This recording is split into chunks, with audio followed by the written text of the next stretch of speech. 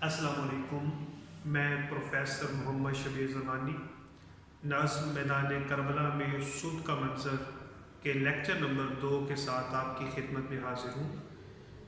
ہم نے اس سے پہلے اسی نظم کا پہلا لیکچر پڑھا۔ پہلے لیکچر میں ہم نے پہلے بند کو بیان کیا تھا، اور اس سے بھی پہلے ہم نے جانا تھا کہ یہ نظم میدان کربلا میں صبح کا منظر صرف سخن کے حوالے سے مرثیہ نکالی ہے، اور مرثیہ کے بارے میں بھی ہم نے جانا تھا۔ اس سے پہلے تعارف شاعر پر بھی بات ہو چکی تھی، اور یہ بھی جان چکے تھے کہ حیات کلام کے اعتبار سے یہ نظم مسدس ہے۔ مسدس کیا ہے اس کے بارے میں بھی بات ہو چکی، اور یہ بھی ہم جان چکے کہ مبالغہ آرائی اس نظم میں بہت زیادہ کی گئی ہے، اور مبالغہ آرائی کیا ہے اس پر بھی ہم بات کر چکے ہیں۔ پہلا بند ہم پڑھ چکے ہیں، اب ہم براہ راست دوسرے بند کی طرف آتے ہیں۔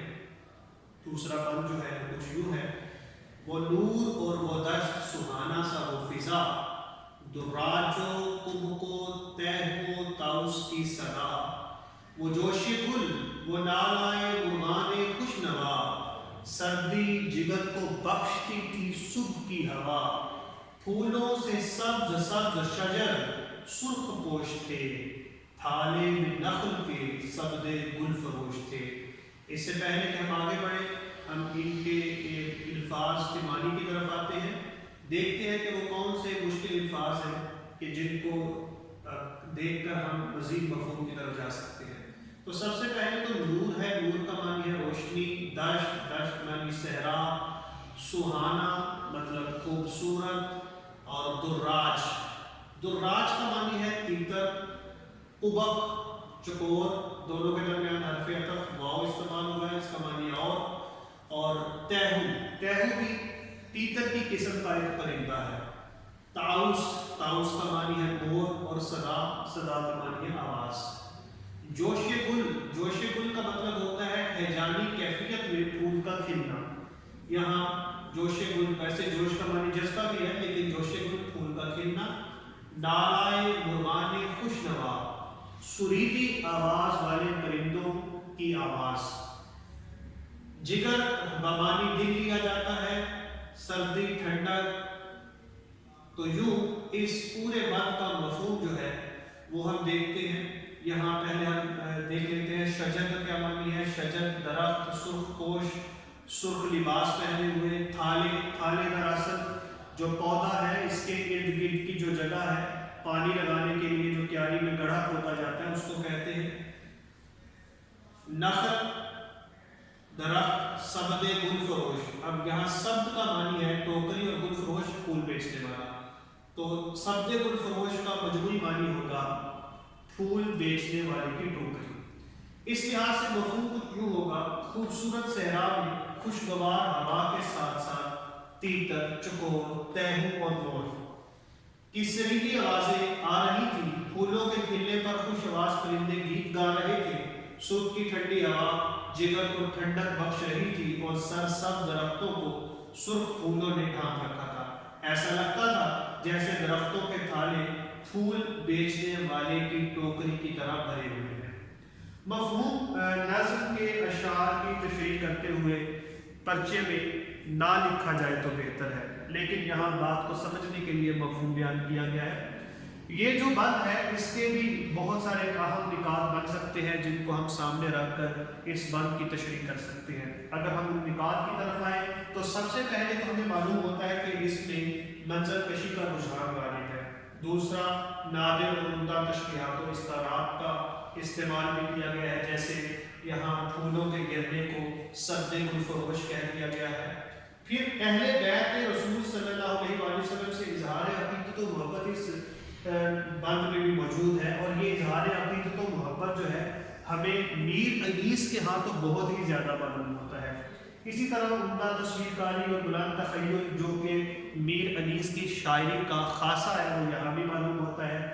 ذکر الہی کی کثرت اس بند میں بیان کی گئی ہے، جہاں دراج و کب و طاؤس کی صدا کا ذکر کیا گیا ہے، تو یہ دراصل پرندوں کا ذکر الہی میں مصروف ہونا بتایا گیا ہے۔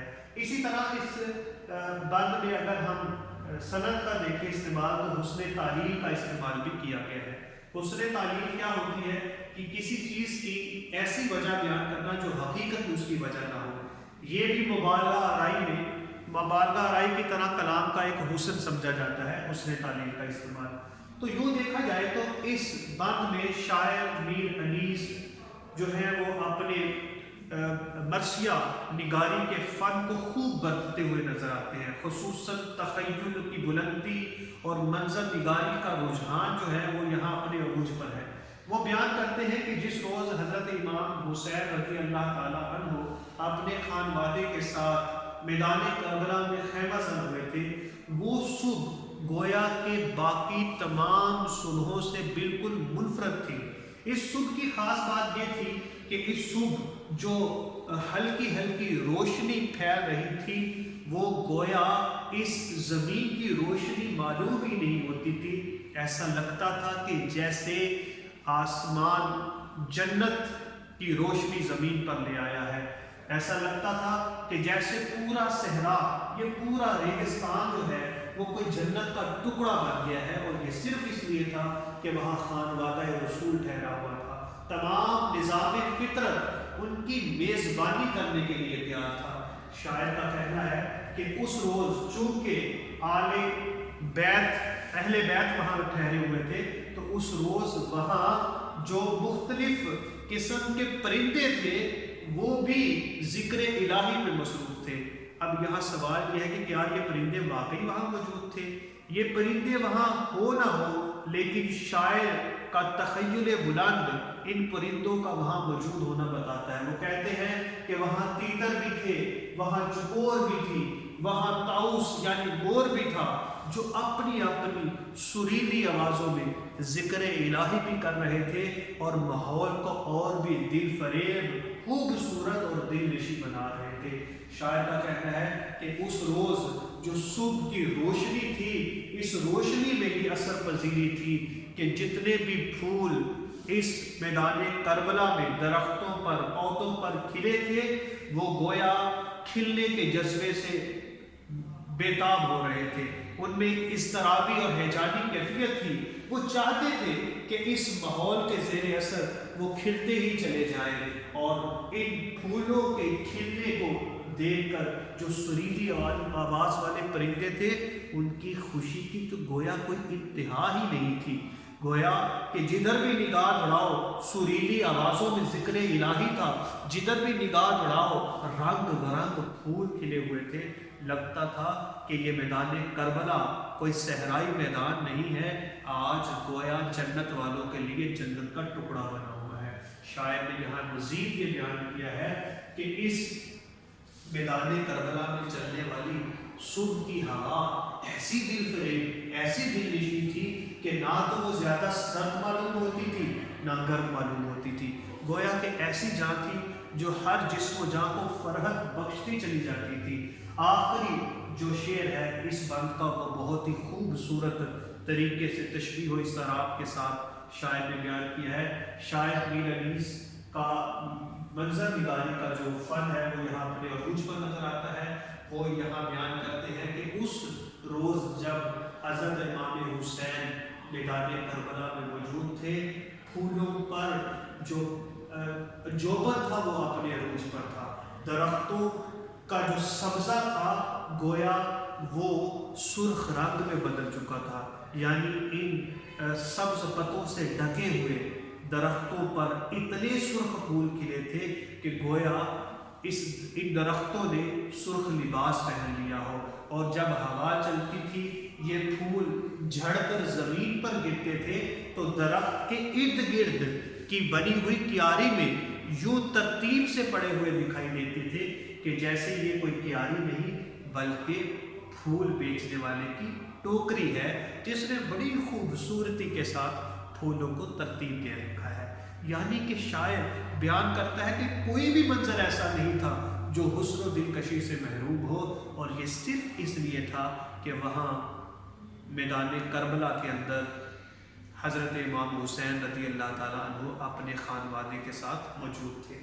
یعنی شاعر میر انیس بیان کرنا چاہ رہے ہیں کہ یہ میدان کربلا گویا جنت کا کوئی ٹکڑا تھا. اس میں مختلف شعروں کا اظہار ہو سکتا ہے، مثلا پیدا گلوں سے وہ قدرت اللہ کا ظہور، وہ جا بجا درختوں پہ تسبیح خواہ طیور، درخت پرندوں کی شیریں بیانی عجب تھی، درختوں پہ پھولوں کی خوشبو غضب تھی۔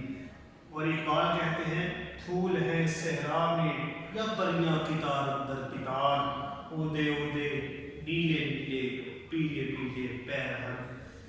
یوں مجموعی طور پر دیکھا جائے تو یہ شعر جو ہے پورا کا پورا بند جو ہے یہ میر انیس کے زور قلم کو ظاہر کرتا ہے، اور اس میں ان کا فن منظر کشی اور مبالغہ آرائی کا جو فن ہے وہ اپنے عروج پر نظر آتا ہے۔